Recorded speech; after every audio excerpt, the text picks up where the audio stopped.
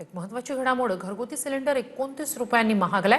मुंबईत घरगुती सिलेंडरचे दर 941 रुपये 50 पैशांवर पोहोचले। 3 महिन्यात दुसऱ्यांदा घरगुती सिलेंडरच्या दरात वाढ झाली। आजपासूनच हे नवे दर लागू झालेत। घरगुती सिलेंडर तब्बल 29 रुपयांनी महागलाय। महत्त्वाचं म्हणजे गेल्या 3 महिन्यात सिलेंडरच्या किमतीमध्ये दुसऱ्यांदा वाढ झाली आहे। केंद्र सरकारनं सर्वसामान्य जनतेला आणखीन एक झटका दिलाय।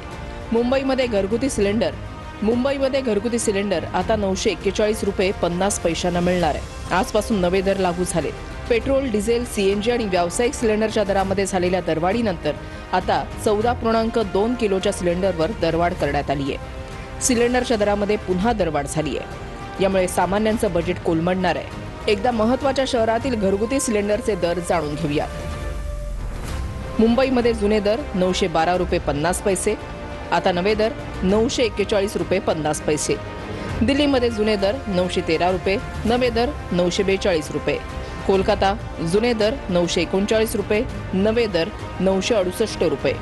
चेन्नई जुने दर 928 रुपये 50 पैसे, नवे दर 957 रुपये 50 पैसे।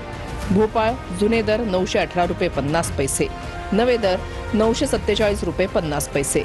जयपूर जुने दर 916 रुपये 50 पैसे, नवे दर 945 रुपये 50 पैसे। रायपूर जुने दर 984 रुपये, नवे दर 1013 रुपये। यापूर्वी मार्चला घरगुती गॅस सिलेंडरच्या दरात 60 रुपयांची वाढ झाली होती।